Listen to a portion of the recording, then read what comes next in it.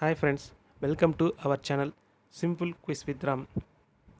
SSC and RRB எக்ஸாமில் வந்த previous year Indian politic கொஷின்ஸை சிம்பிளாக ஒரு ரிவ்யூ பார்த்துடலாம். இந்தியன் பாலிட்டி எப்படி நேச்சர் ஆஃப் ஸ்டேட் அது எப்படி இருக்குதுன்னு பார்த்தீங்கன்னா, சர்வோஜன் இறையாண்மை தத்துவமாக இருக்குது, சோசியலிஸ்ட் சமதர்மமாக இருக்குது, செக்குலர் மதச்சார்பற்ற தன்மையாக இருக்குது, டெமோக்ராட்டிக் மக்களாட்சி தன்மையாக இருக்குது, ரிப்பப்ளிக் குடியரசு தன்மையாக இருக்குது. இதுதான் nature of state of Indian polity. அதனோட அப்ஜெக்டிவ்ஸ் எப்படி பிரிச்சிருக்காங்க பார்த்தீங்கன்னா, ஜஸ்டிஸ் நீதி அடிப்படையில், லிபர்ட்டி சுதந்திரத்தன்மை அடிப்படையில், ஈக்குவாலிட்டி எல்லாருக்கும் சமத்துவமாக, ஃபேட்டர்னிட்டி சகோதரத்துவமாக இருக்கணும், சகோதரத்துவமாக இருக்கணும். Indian polity was adopted by the constitution assembly. Indian polity எப்போ அடாப்ட் பண்ணான்னு பார்த்தீங்கன்னா 26 நவம்பர் 1949 தான் அடாப்ட் பண்ணாங்க. ஆனால் ஃபுல் ஃப்ளெஜ்டாக அது எப்போ எக்ஸிக்யூட் பண்ணாங்கன்னு பார்த்தீங்கன்னா 26 ஜனவரி 1950. அதாவது குடியரசு தினம் அன்றைக்கி தான் இந்தியன் பாலிட்டி ஃபுல் ஃப்ளெஜ்டாக, அதனால தான் அது குடியரசு தினமே கொண்டாடுறாங்க. பாலிட்டியில் முக்கியமாக என்னென்னு பார்த்தீங்கன்னா பிரியாம்பிள் தான் ரொம்ப அதில் இம்பார்ட்டண்டாக இருக்குது. அப்போ பிரியாம்பிள் க்ரியேட் பண்ணும்போது எத்தனை ஷெடியூல், எத்தனை பார்ட், எத்தனை ஆர்டிகல் இருந்துச்சுன்னு பார்த்துக்கலாம். 8 ஷெடியூலு, 22 பார்ட்டு, 395 ஆர்டிகல் இருந்து. இப்போ கரண்ட்லி 2021 எத்தனை இருக்குது பார்த்தீங்கன்னா 12 ஷெடியூலு, 25 பார்ட்டு, 470 ஆர்டிகல் இருக்குது. இந்தியன் கான்ஸ்டிடியூஷனோட மேஜர் கமிட்டிஸ்லாம் பார்த்துடலாம். Drafting committee B.R. அம்பேத்கர் இருந்தார், ஹெட்டாக இருந்தார். Union power committee and union constitution committee வந்து பார்த்தீங்கன்னா Jawaharlal Nehru. Professional constitution committee and advisory committee and fundamental right minorities and terrible and excluded area பார்த்திங்கன்னா சர்தார் வல்லபாய் பட்டேல் இருந்தார் ஹெட்டா. இது வந்து ஹவுஸ் ஆஃப் பார்லிமெண்ட் கான்ஸ்டியூஷனை எக்ஸிக்யூஷன் பண்ணும்போது அப்போ எடுத்த ஃபோட்டோ அது. Doctor B.R. அம்பேத்கர் பற்றி ஒரு சின்ன இது. இவர் வந்து பார்த்திங்கன்னா ஃபாதர் ஆஃப் இந்தியன் கான்ஸ்டியூஷன் சொல்லுவாங்க. இவர் தான் இந்தியாவோட first law minister of our nation. Chief architect of Indian constitution. மானு. இந்தியன் பார்லிமெண்ட் பார்த்திங்கன்னா மொத்தம் 2 பிரிச்சிருக்காங்க, லோக்சபா அண்ட் ராஜ்யசபா. லோக்சபா பார்த்திங்கன்னா டைரக்ட் எலெக்ஷன், ராஜ்யசபா பார்த்திங்கன்னா இன்டைரக்ட் எலெக்ஷன். லோக்சபா வந்து மக்களால் தேர்ந்தெடுக்கப்படுவாங்க. ராஜ்யசபா பார்த்திங்கன்னா எம்எல்ஏஸ் அவங்க மூலிமா இன்டைரக்டாக தேர்ந்தெடுப்பாங்க. லோக்சபாவோட டியூரேஷன் பார்த்திங்கன்னா 5 வருஷம், ராஜ்யசபாவோட டியூரேஷன் பார்த்திங்கன்னா 6 வருஷம். இதுவே ஒரு ஷிஃப்ட் வைஸ் பிரித்து தருவாங்க. ராஜ்யசபா பார்த்திங்கன்னா ஹெட் ஆஃப் லோக்சபா யார் பார்த்தீங்கன்னா ஸ்பீக்கர் தான் ஹெட் ஆஃப் த லோக்சபாவாக இருப்பார்.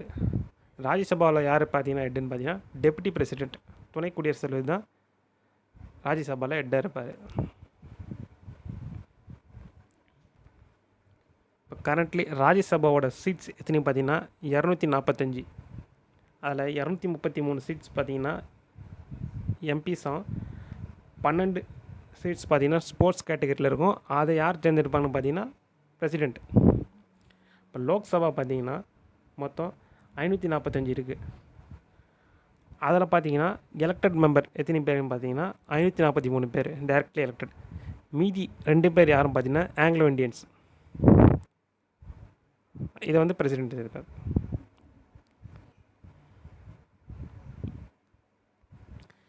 இந்தியன் பார்லிமெண்ட்டோட செக்ஷன் என்னென்ன இருக்குதுன்னு பார்த்தீங்கன்னா மொத்தம் 3 செக்ஷனாக நடக்கும்.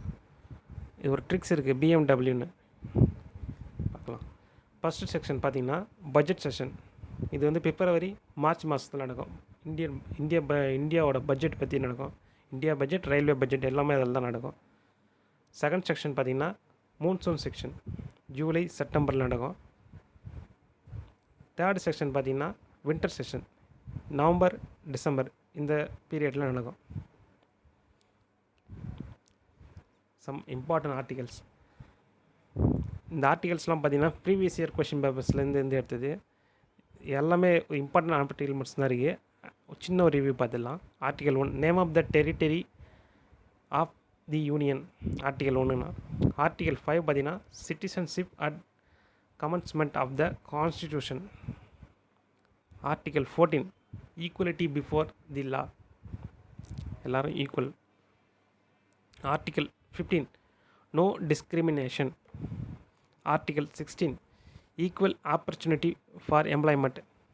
Article 17 abolish untouchability ability.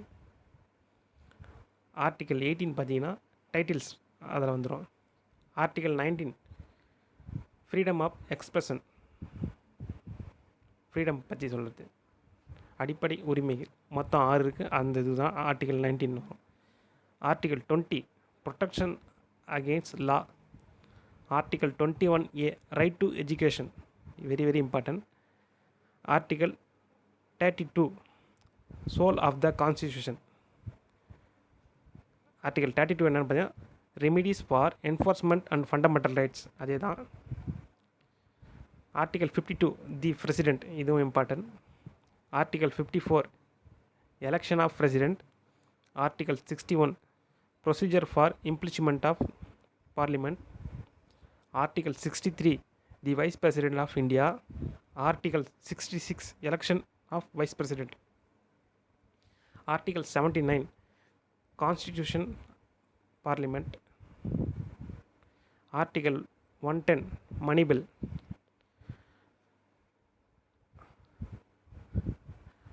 Article 124 establishment of supreme court. Supreme court பற்றி சொல்கிற ஆர்டிகல் பார்த்தீங்கன்னா 124. அதே எஸ்டாப்ளிஷ்மெண்ட் ஆஃப் ஹைகோர்ட்னு பார்த்தீங்கன்னா 141 வருது. ஆர்டிகல் 153 வந்து பார்த்திங்கன்னா கவர்னர் பற்றி வந்துடுது. Article 148 controller and auditor general of India. Controller and auditor general of India. Article 76(1) attorney general of India. Article 165 advocate general of India. Some important articles. Emergency articles. Article 360 financial emergency. Financial emergency இது வரைக்கும் நம்ம implement பண்ணலை.